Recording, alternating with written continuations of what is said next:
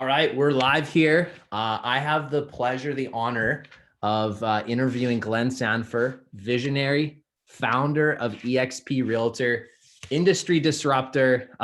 Glenn, first off, I just want to say I mean this like sincerely, this company has been life-changing.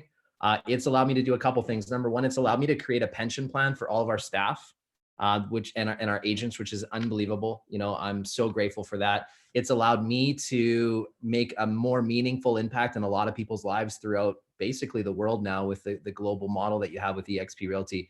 And I just can't tell you how grateful I am that you thought up this company. And so thank you for agreeing to be on today. And I'm just grateful, looking forward to it. So let's just dive right in, Glenn.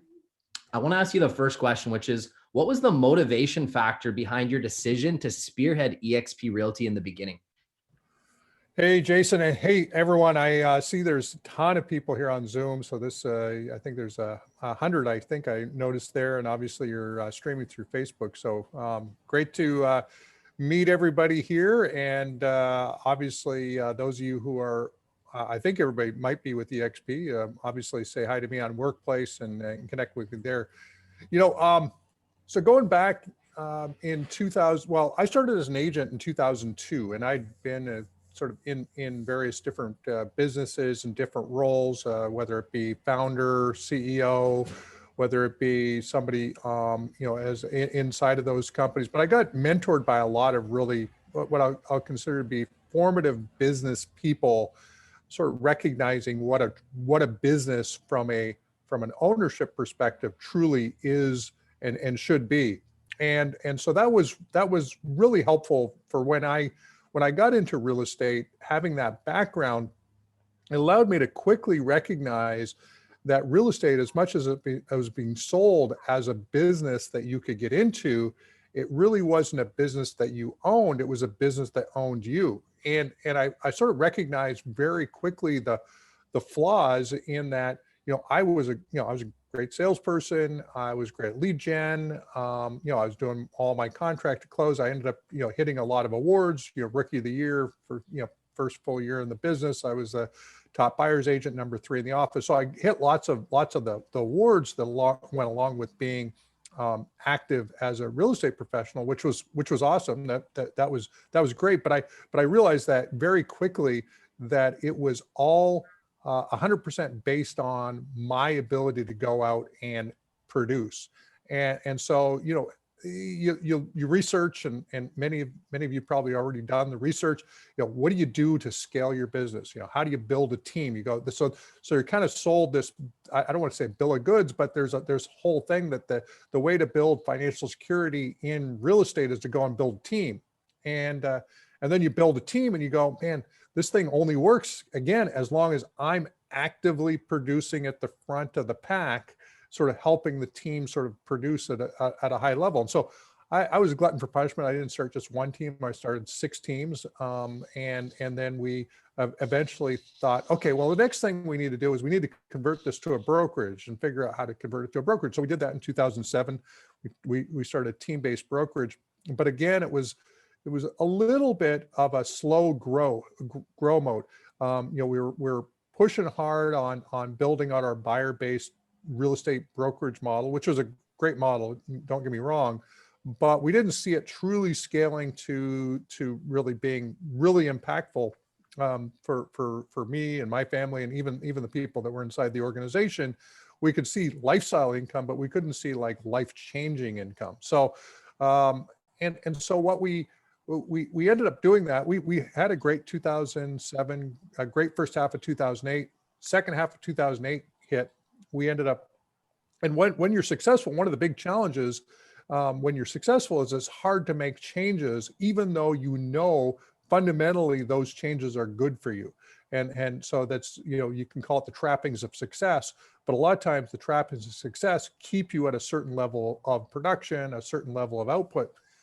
But in late 2008, going into 2009, you know, the market got decimated, and so as a result, you know, there weren't a lot of houses being sold. We had to close down 3 of our 4 physical offices.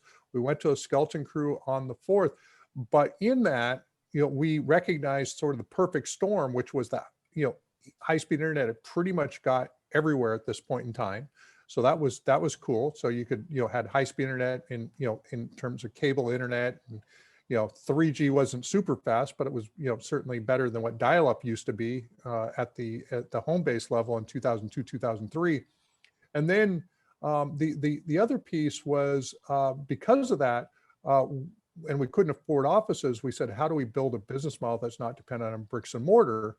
And then the last piece was, what would it, given everything that I knew about real estate at that point in time, 2009, what would need to be the set of ingredients that would be part of that real estate brokerage model that would make me want to actually go and join that brokerage and build my career there?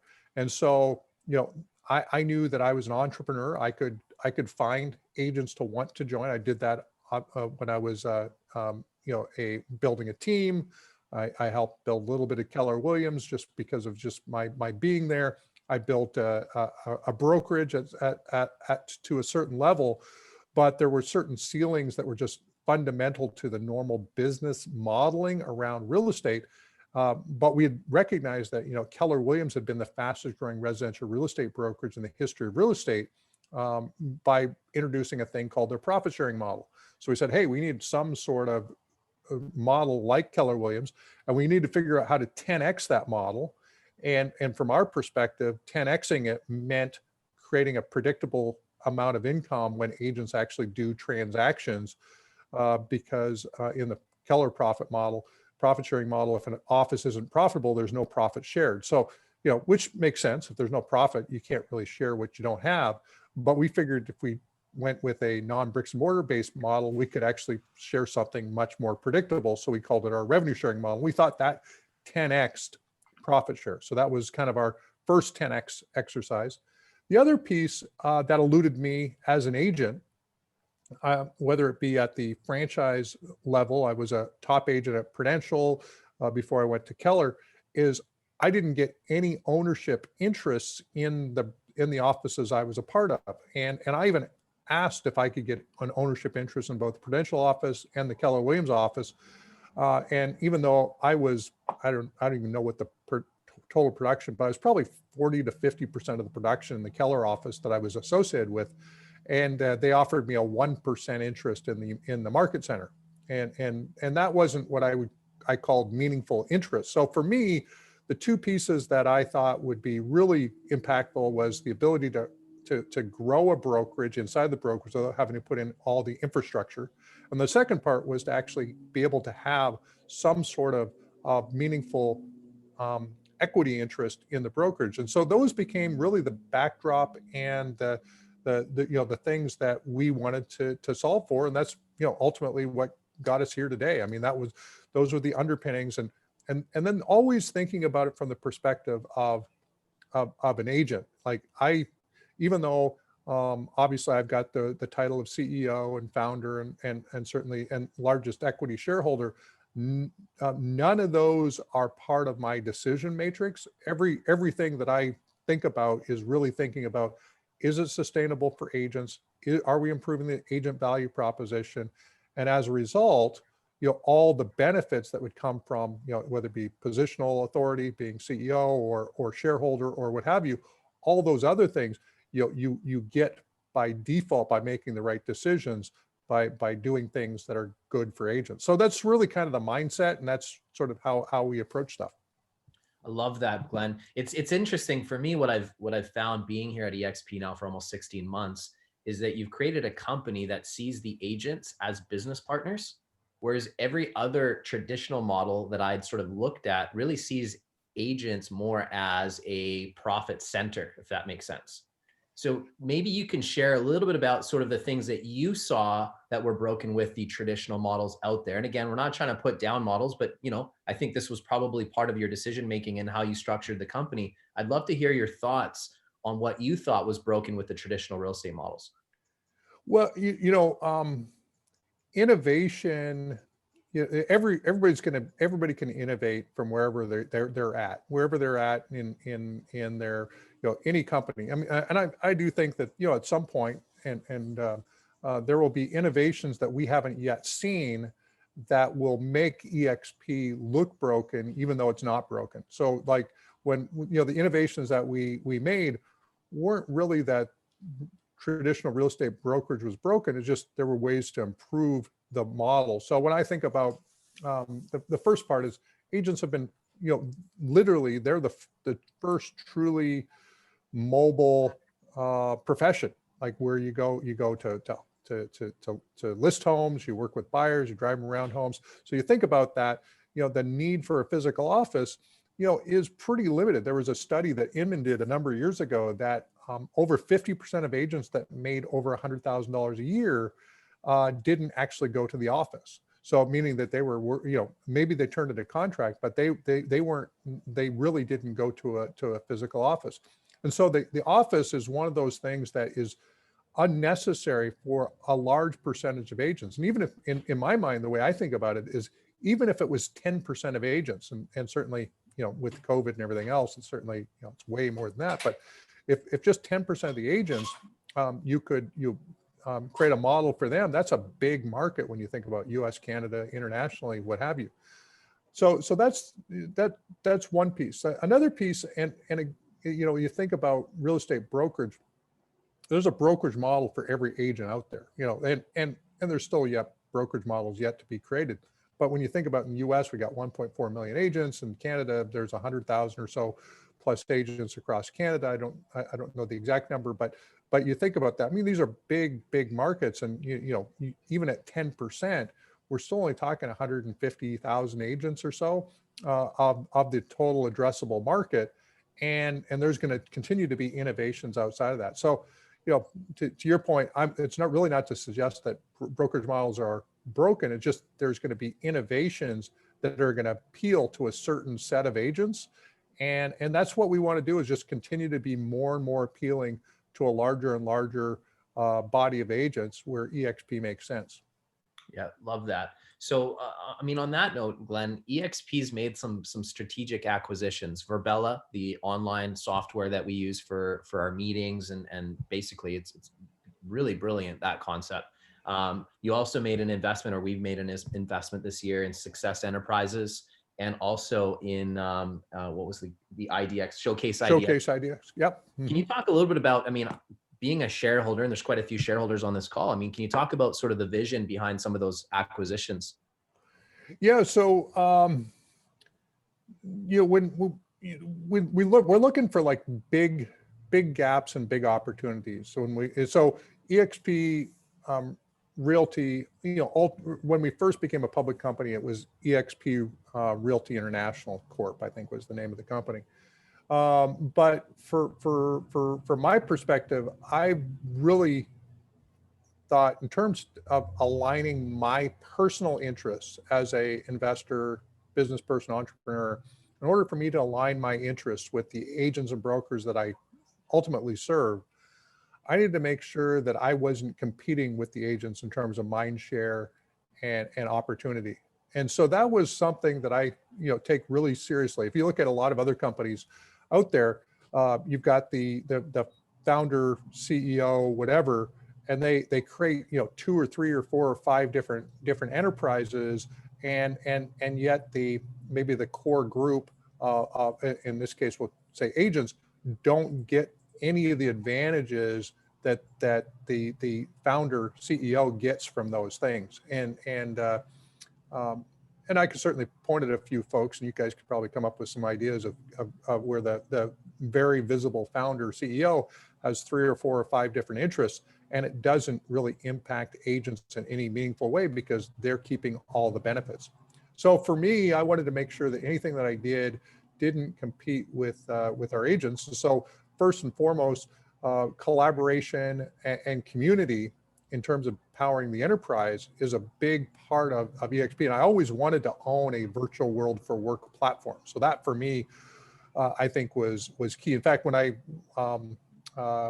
back in the 90s, up on Annacis Island outside of Delta, I actually ran the largest online service in Western Canada called Interactive Cafe. And the reason why we were located there was because it was the only place where you could actually get inbound phone lines that you could connect to both the the Fraser Valley and Vancouver together. So that was why we were located there. But we built out that online service. So I was always been really interested in online communities and how you build them, how you connect people together, and always wanted to own that.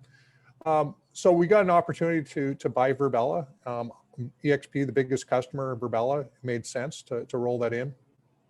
On the real estate side, from realty perspective, Showcase IDX is a natural, basically be able to build out real estate portals and real estate websites. We just launched exprealty.ca using Showcase IDX.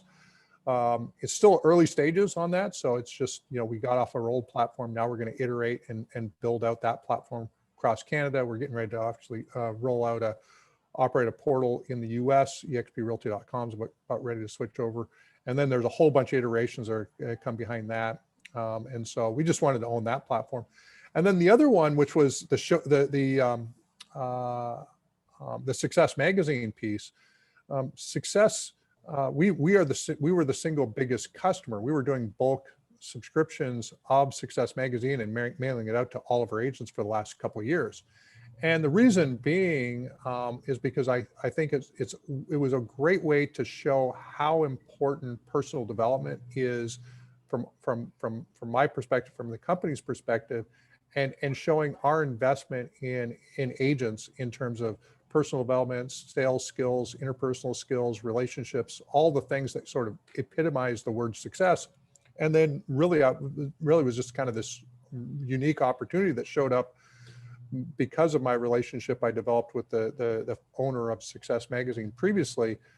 He offered to sell it to us, and I just jumped at it. I said, this personal development is the foundational skill set that any professional real estate agent needs, but anybody that is selling, providing a product or service to anyone, success is this, and personal development is just this underlying foundational piece that we can extend around the world. So a lot of exciting things around that, but it really comes down to the fact that, personal development is so foundational to us as either running businesses, being in sales, working with buyers and sellers. So that's where all that stuff came from. Love that. I know eXp's expanded internationally. We've added almost 5 countries this year. I think we're going to be in a total of 9 countries. I think I'm accurate on that.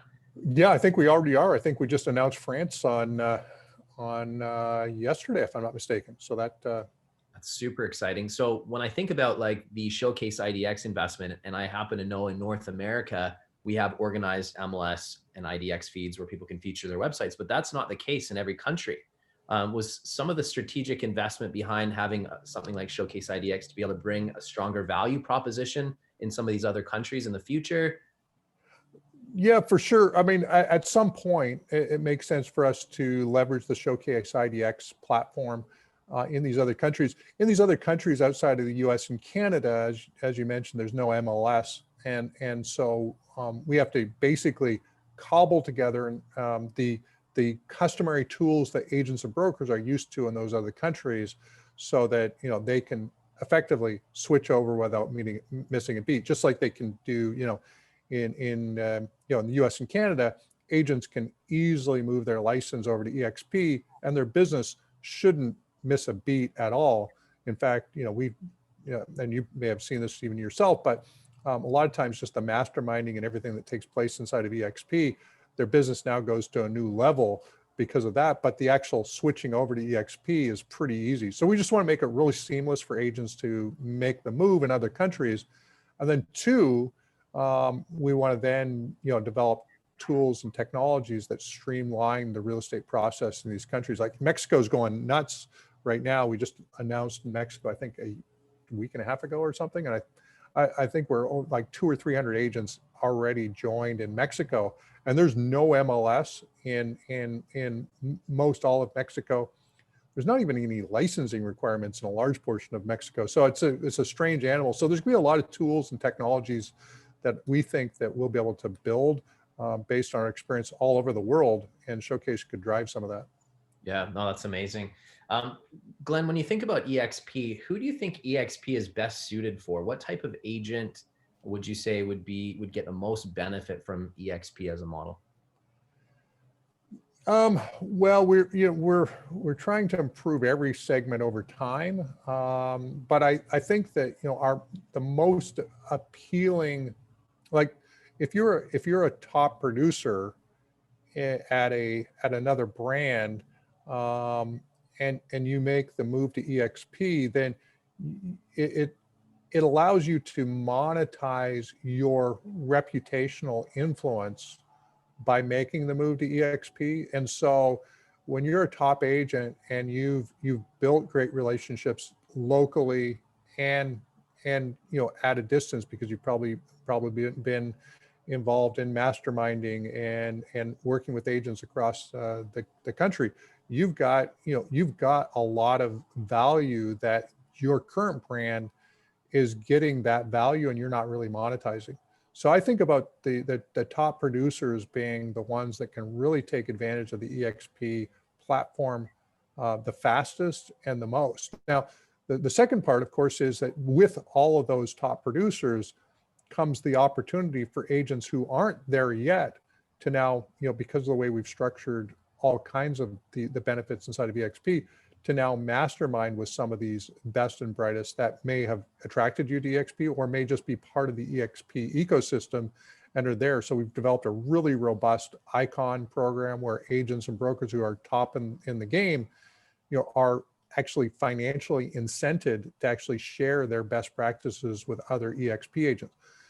Think about how that contrasts to a traditional real estate brokerage. And, I'd been at Prudential and I'd been at, I was already a relative top producer by the time I got to KW, but, inside the Prudential office when I was there, literally you go and talk to somebody who is a top producer and they might give you like a three sentence soundbite as to what to do next, but they weren't going to truly teach you how to take market share, because that was, that you're hunting in the market that they're in. So they'll tell you some ideas, but typically they were open up a phone book and call people out of the phone book because they didn't want you working with their prospecting methods. They really want you sort of working with that. In eXp, we financially incented our top agents to share their playbook. Yeah, I love that. And I think that's something that when I came in the industry, I had rose-colored glasses. I really believed that the industry was collaborative until I started kind of sharing my playbook and helping other people. I realized there wasn't a lot coming back my way as far as ideas, because I'd ask the question, hey, is there anything you can share with me? And they'd be like, oh, no, you already have it all figured out. And I was sitting there thinking, well, how could I have it all figured out? I'm still newer to the business. And then in eXp, it's been completely different. I mean, the conversations we're having are about helping each other level up and really collaborating and working together. So I completely agree with what you're saying there. Glenn, when you think about some of the early days, I mean, there's been obviously a tremendous amount of success with eXp, but I'm sure there was some struggles. So maybe share some of the struggles that you in the early days, and maybe some of the ongoing struggles that that eXp's face, because we know that there's a lot of great things going on, but there's always struggles. Yeah, well, there definitely were struggles. You can just imagine, and anybody who's built a team or a company or what have you, the early days of building those organizations, there tends to be a lot of competing for control, for building those enterprises. And so, in the early days, I mean, we went through, there were a lot of team members over time, where, they were more, what was more important to them was control and position than just being part of the team. And so it reminds me of the movie Miracle, which obviously is about the U.S. hockey team, but the name on the name on the back for a lot of people was more important than the name on the front, if you remember those scenes. So the idea that now we've really got a team of people, executives, board members, and others who really are competing for Team eXp. Whereas before there were some of them that were competing for their own personal team and wanting to control and get the recognition. And so we finally got to a point where a lot of those challenges have went away, but it's a big challenge. You see this happen all the time with companies when they're scaling, when there's a whole bunch of infighting. And that was probably my toughest thing, was dealing with the infighting when you had some strong egos from people who wanted to try to control the destiny of eXp. And so we've had to get rid of board members. We've had to get rid of, some senior execs who on paper look like amazing executives. Like on paper, they look like a who's who of people that you'd want to have involved. But the problem was that they also wanted to get, basically change the agent centric orientation of the company. They wanted to turn it into a, how do we charge agents more money, and how do we, market, do this and that. Whereas, and I remember talking to one of the execs who's no longer with us, and he literally said, I don't manage companies. I manage companies using P&Ls, not NPS. If you're familiar with NPS, which is Net Promoter Score, it's the survey we send out every quarter to agents to ask them on a scale of 0 to 10, how likely is it you refer a friend or colleague to eXp? And in there is some of the best data. So we literally have, teams around the company now using that as their decision-making matrix. And so it's not about them, making the decisions from their ego perspective. They're really coming at it from a very much of a servant leadership perspective of how do we just make this thing better. So those are the things that we struggle with, just getting that culturally ingrained over the years. I think we're in a good place. I'm sure there's always stuff that we got to work on, but right now, knock on wood, I feel like we're in the best place we've ever been in the history of eXp. Yeah, I couldn't agree more. Glenn, anybody that works with me and our group and knows that like values are a huge thing for me. Like I can never be purchased. My values are really important, and I'm always focused on how can I serve other people and help them get more of what they want. And I really feel that eXp has that level of culture. I believe having passion and purpose are key to success. For yourself, I mean, you're ridiculously successful financially now and with a great company and everything else. I mean, what's your purpose today? I mean, you're probably sleeping in really comfortable silk sheets at night. So how do you keep yourself motivated and focused now that you've sort of achieved this high level? Yeah, it's kind of comical. So I'm kind of a minimalist in some respects, and when I say that, I mean, I'll just turn my this around. There's the motor coach I've been living out of since October 22nd. So I don't know if you guys can see that, but I'm not really geared toward, a lot of the trappings of success. I tend to have a little bit more of a minimalist approach to stuff, because I actually think that a lot of, and this is just me personally, and everybody's got different, value sets around this, but, I don't have, super fancy, I do have a nice boat. So Dean and I can kind of meet up at some point on the water. But, but outside of that, I'm not, I don't have a whole bunch of really, big toys. I'm not a toys guy. I love building businesses.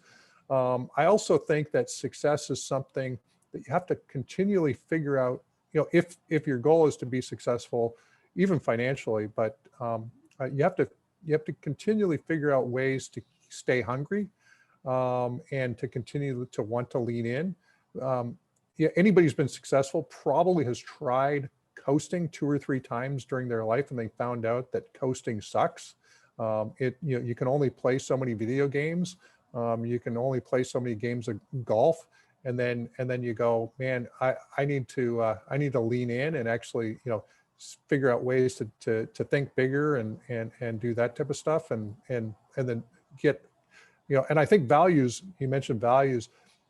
If you can come up and really get clear on your personal values, and you can truly stand for them, and people know what you stand for, you can go wherever you want, because people like to know where you stand. And if they do, then they'll support you in those stands. So that's, just one of those things that I just think, making the right decisions for the right reasons, making people aware of, what is your decision-making matrix, living true to that decision-making matrix.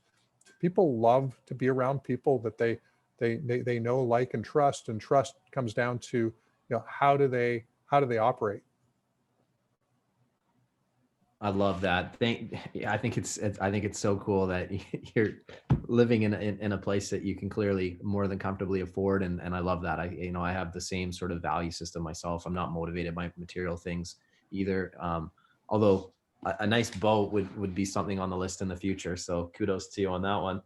Hey, Glenn, what's a common misconception that's out there outside of eXp? Because, when you're such a disruptor, and I mean, the growth rate that we've seen it's never been seen before in history of brokerages. I mean, we're really creating history here. And, I hear people passionate about eXp like myself and a lot of the people on this call, but then I also hear there's, people out there that have opinions, which I know where they're coming from because I can tell they haven't really looked at the model or understood the values of the company. But what are the misconceptions that you've heard over the years? Well, I'm sure it's the same stuff that that you guys have heard. One, it's not sustainable. There's a whole bunch. I mean, there's just a ton of them. The flip side of it though is when I think about, Zig Ziglar was probably one of the people I read a ton of. I read Zig Ziglar, Tom Hopkins, and a bunch of the, we'll call it foundational thought leaders of the last, 30, 40, 50 years. And, but Zig Ziglar summed it up really, really well. And that is that you can have anything you want in life if you just help enough other people get what they want. And so using that as a backdrop, and that really has been a backdrop of things that I've done, is I've always thought about what do I need to put in place to systematically help other people. And so when you think about that, you think about the rev share, you think about the equity, you think about the way that we distribute leadership through our virtual campus and the social tools that we use. All of this is built around the idea of being able to add value to other people. And then there's there's a law called the Metcalfe's law, which is the power of a network is the square of its nodes. And so we've really taken, a lot of these, we call them concepts, axioms, business drivers, and we've kind of put it into an ecosystem that allows the network to be more important than any individual, any person. And that, certainly from a development standpoint, I do have, significant amount of authorship around that. But now, eXp is, it's taken on it truly has taken on a life of its own, where it will grow, whether you want it to, whether I want it to. Like, I don't even think that there's a way that I could screw it up at this point. I think that it's got far enough down the path of adding value into people's lives that it will just continue to thrive and grow. And I think that's what the challenge is, that a lot of people, when they look at a model like eXp, they're really not, I don't think the feedback is coming from a genuine place. I think it's coming from a place of scarcity. It's coming from a place of how maybe they were raised as to how businesses are supposed to be done. So they've got some programming that they've got from earlier in life around, how businesses are supposed to work and command and control infrastructure. So you think about, the standard family unit when you're young. A lot of times it's, I told you to do this and I tell you to do that and this and that, and people will go, well, why? Because I told you. And so this command and control kind of gets built into your young psyche. Whereas eXp is really around, how do we provide freedom to actually build the businesses of your dreams, and what are the systems and processes that we can put in place? And, can we scale forever? No. Is there some finite size that we can get to? Yeah, there's only so many agents on the planet, so that there is certain limitations to the amount of growth that we can get to.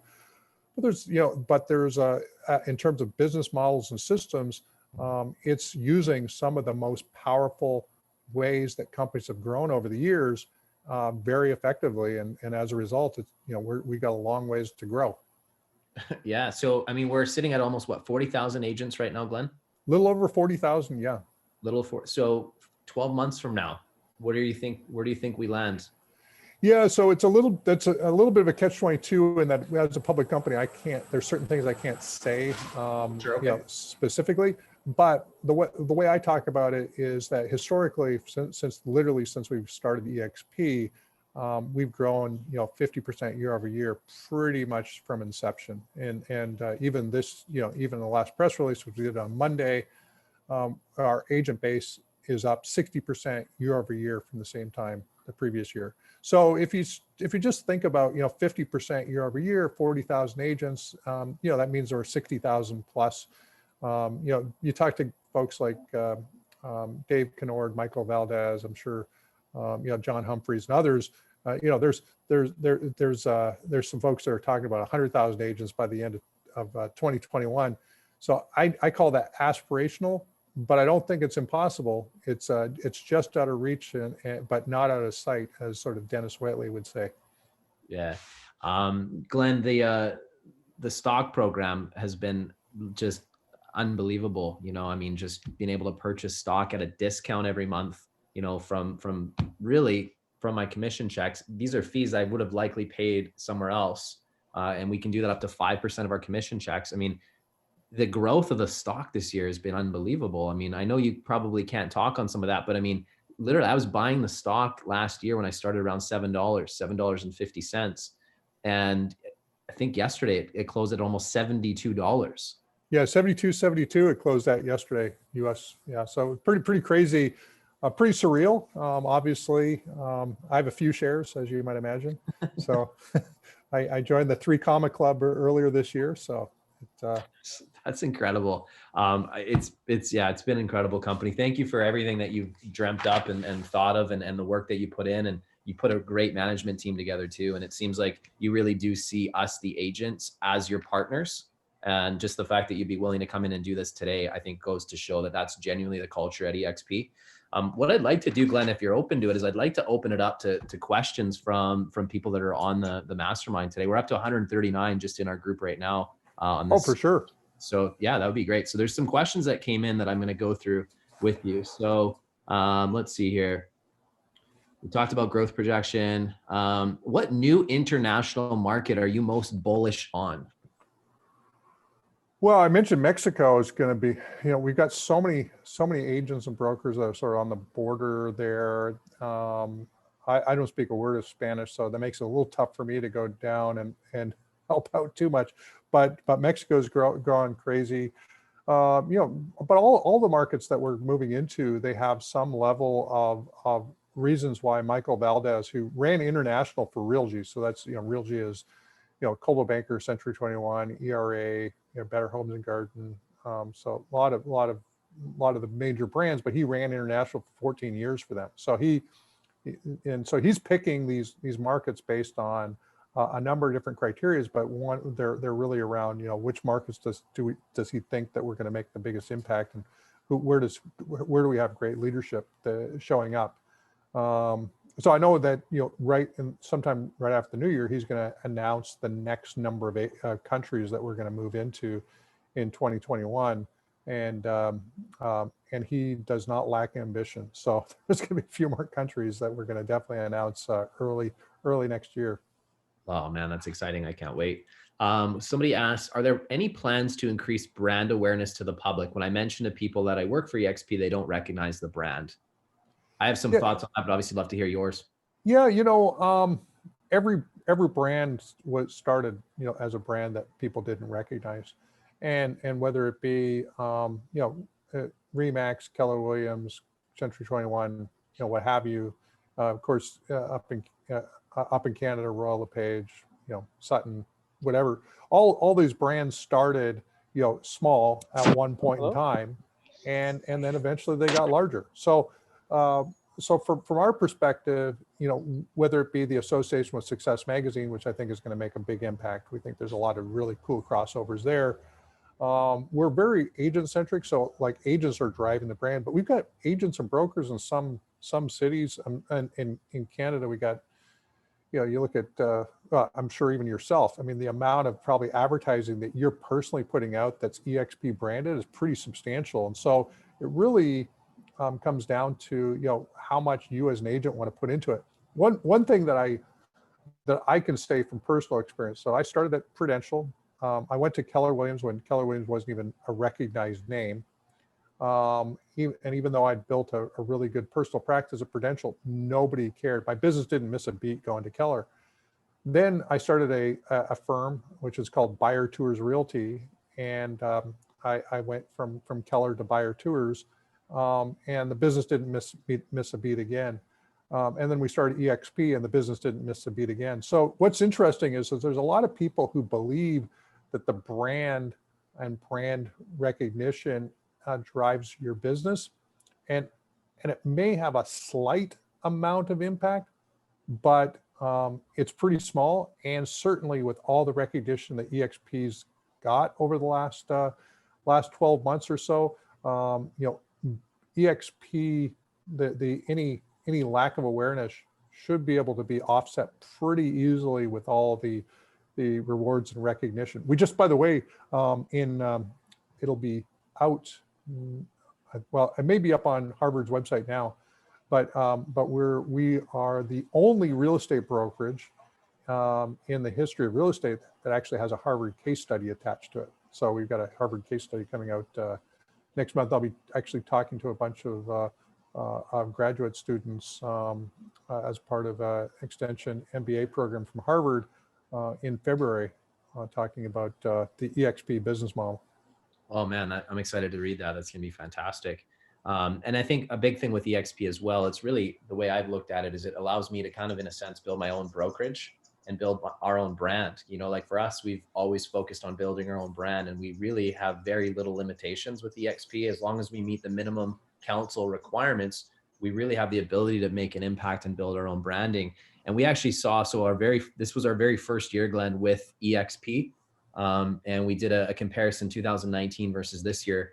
We saw 17% growth in our actual units sales this year, being at eXp for a full year versus being with a national brokerage, and a 20% increase in volume, which is pretty substantial. So, and we looked at the market in our area had only grown by 1% as far as units. So the fact that we were able to grow under this model, and the profitability has been huge. Again, I've been able to fund a pension plan, provide benefits to staff, and do things like that would have never been a possibility in another system. So the three income opportunities that eXp offers, I've looked at every model that I could ever think of. I looked at independent models, and I just kept coming to the same conclusion. I'd be investing in a video store. I felt like I'd be very restricted in where I can go. With eXp, we're helping people literally all over the planet, which is really exciting. So again, thank you for that. Another question is, what does eXp stand for? Yeah, so well, eXp, when we were looking at branding in 2009, we looked at a number of different brands. A lot of people came up with some different brand ideas, and the challenge is subconsciously a lot of the brand names that we were looking at, created some sort of imagery in your mind. So one was Power Search Realty, another one was .net Realty, another one was Soho Realty. There was a bunch of different names. And the reason why we ultimately landed on eXp was, well, two reasons. One, it didn't have any association with there was no preconceived idea. So we could build around it. So similar to what does Amazon have to do with books? Well, now Amazon has to do with everything. But when they first launched, Amazon didn't have anything to do with books, but they just wanted to be the world's largest bookstore was kind of their theme. And they thought the Amazon made sense from that perspective. But for eXp, we kind of took a similar approach. We looked at eXp really didn't mean a whole bunch, but it's a prefix for so many great words. So you're a real estate expert, buyers are exploring, sellers are looking for exposure, companies expanding, so you can think about it from the perspective that eXp is kind of the prefix of real estate. And of course, when I say that, every once in a while, people will say, well, it stands for expired too. So there's that. You weren't thinking about that one as a visionary and an optimist. I was not. So another one here was, hi Glenn, what's the most important book or training that you recommend? Well, it depends on what you're focused on. I mean, one of my favorite books, which just shared with somebody here just recently, is Stephen Covey's Seven Habits of Highly Effective People. I think if you take that book and it applies to anything you want it to apply to, so you can use that as a backdrop for your real estate business, your personal life, any number of different things. But those axioms of first taking action, being proactive, beginning with the end in mind, thinking about all those sort of axioms, and then thinking about what are quadrant 2 activities. I mean, so I think it's a really important important book. Certainly not the only one, but it's one that I would highly recommend if you haven't read it. Love that one. I'm favorite currently book- reading it right now. Oh, You want to see it? Oh, awesome. There Nice. we go. My favorite book, Glenn, is The Go-Giver. I don't know if you've ever read it, but you certainly have built a company that seems to have a lot of those values in it.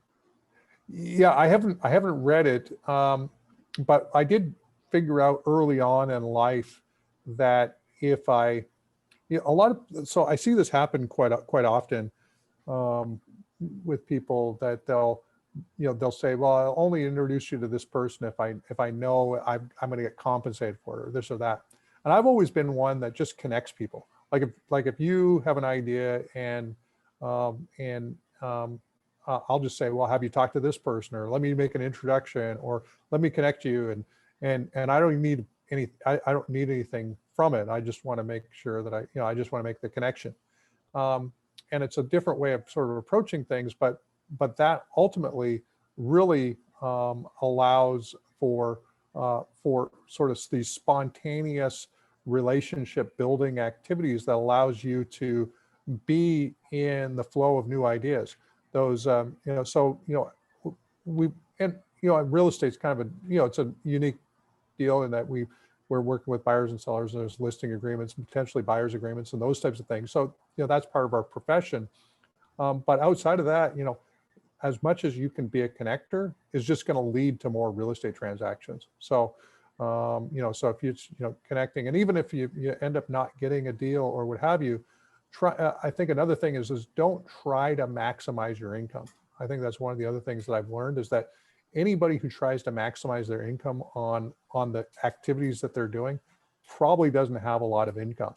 Whereas the people who just put people together and then are willing to be just part of the exercise and get a little bit of it doesn't even, I'm using income, but the universe has a way of sort of rewarding people who connect people and are more about relationships than about the money. The more money will flow to people who are about relationships than for people who are all about the money.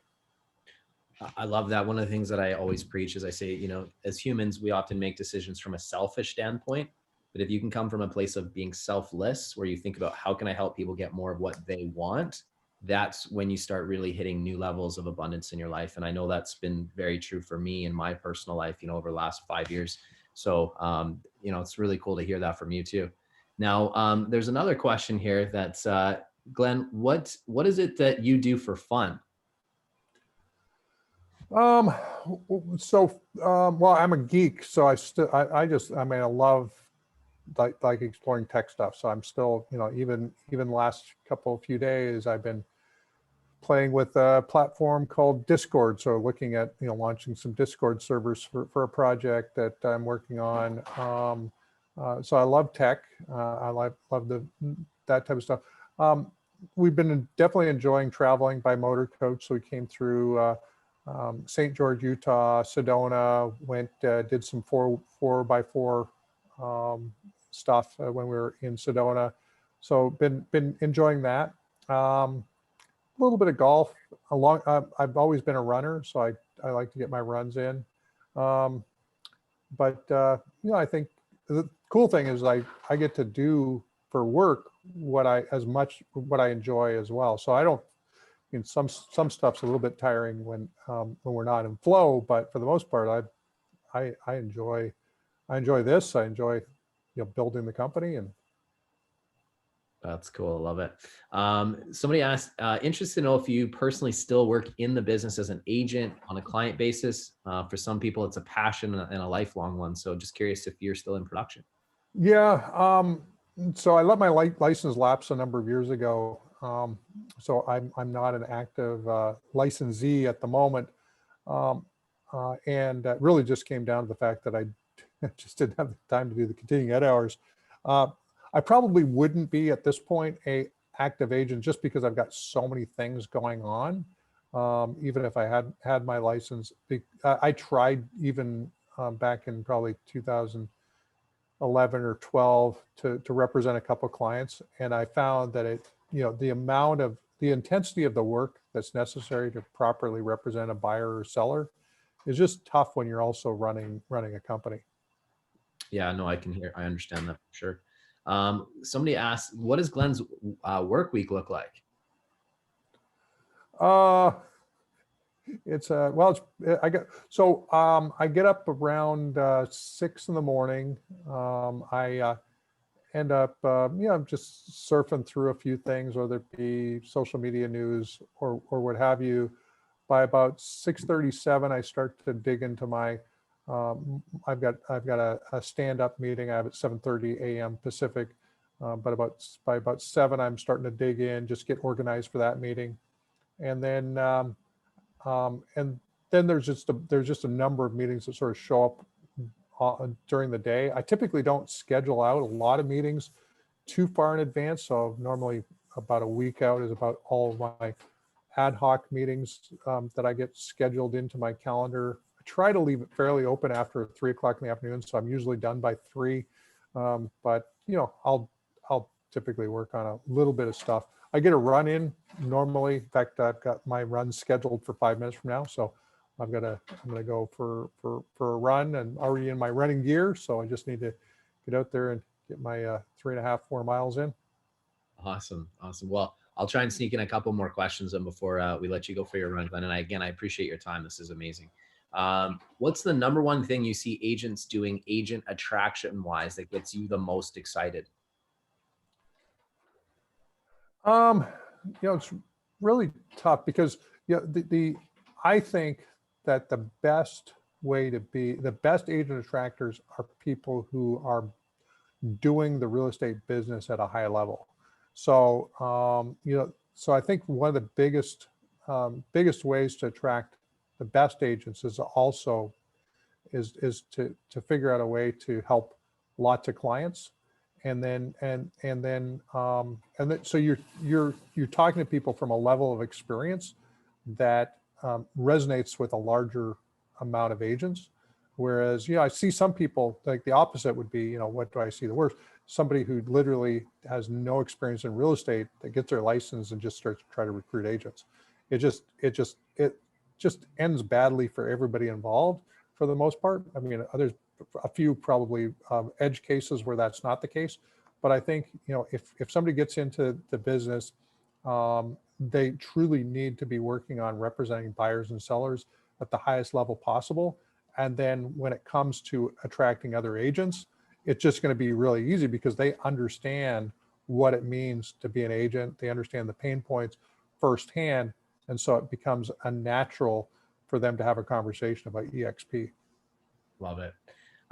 Here's one. If you were to look back on the history of eXp, focusing on the bottlenecks of growth, is there a point of time where you wish the company had taken a different approach or potentially jumped on a specific opportunity earlier? Well, you may hear me talk about the oh shit moment, which was the end of 2015. It was the first year we grew over 100% year over year, and so we went from 400 and something to like almost 800 and something agents in 1 year, and our systems up until that point were able to scale at the 50% year over year growth rate, but they weren't designed to grow at 100% plus year over year growth rate. So there was a whole retooling for 2016, 2017 to get truly scalable systems in place. And so that was, we hired, a number of people to try to help us, get through the scale portion, that rapid growth phase of eXp that we went through, and got a lot of stuff wrong, but got enough of it right that we were able to get through. But there in 2016, 2017, I mean, it was pretty bad. Agents literally were having to wait upwards of 2 weeks to get paid at the close of a transaction. It was pretty bad. Getting actually onboarding to eXp in 2016, 2017, it was taking as many as 2 to 3 weeks from somebody starting a join session to actually being onboarded as an agent. And so it really just was this law of attrition. If you just hung in there long enough, you could join because everybody else would quit in front of you. But now, agents get paid, pretty much in real time. Agents are able to join pretty much in real time. There's certain states and provinces where it's slower, but for the most part, it's those growing pains were pretty challenging. Yeah, no, for sure. And what's been great is communication. We're communicating and making improvements all the time so that we can literally have a seamless experience. So that's been really, really positive to see. Okay, I'll sneak one last one in here. Net income just became positive this year, leading to rapid stock price appreciation. Do you see most of the future growth coming from North America or higher costs into other countries? Yeah, so growth wise, North America, we've got, we'll just say 1.5 million realtors overall. Worldwide, there's about 20 million real estate professionals. So worldwide, there's a lot more opportunity.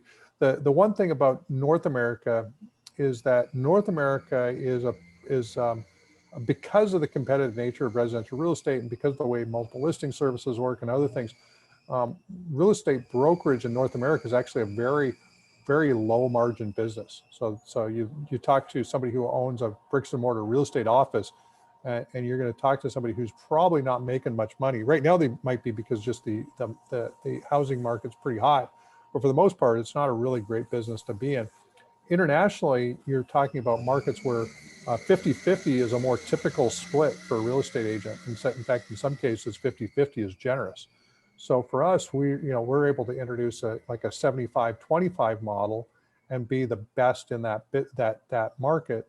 And so for us, it's actually more profitable to be international in terms of just our net profit or gross profit perspective than it is domestic. So we're excited about what does the international look like, and then there's a whole bunch of innovative things that we're going to be able to do as we get to scale internationally that nobody else will be able to do, because everybody else, even worldwide, is a franchise, bricks and mortar based, or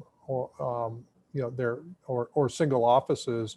Whereas when we're one single real estate brokerage operating in every country in the world, you just imagine what types of innovations that's going to be able to allow us to do that our competitors won't even have a chance at. Love it. Glenn, I know that you need to go for your run now. So thank you so much for providing us amazing value today. Thank you for everybody for being a part of this. We call our group the Collaborative Movement, and I think it's very much in line with what eXp stands for, which is us all working together. We really feel that if we do that, we'll actually be much better as an industry. So collaboration is the key to the future. Again, thank you, Glenn. Pleasure, honor. And I look forward to meeting you in person one day. So thank you so much for being here. When the borders open back up. That'd be awesome. All right, Glenn, well, have an amazing run. Thank you, everybody, for being here. I'm sorry, we probably didn't get everybody's questions answered, but maybe Glenn will be willing to come back maybe in 2021 for us. Okay, sounds good. Awesome. Thanks, Glenn. Have a good run. Okay. Thanks, Jason. Thanks, everyone. Bye, everybody. Thank you.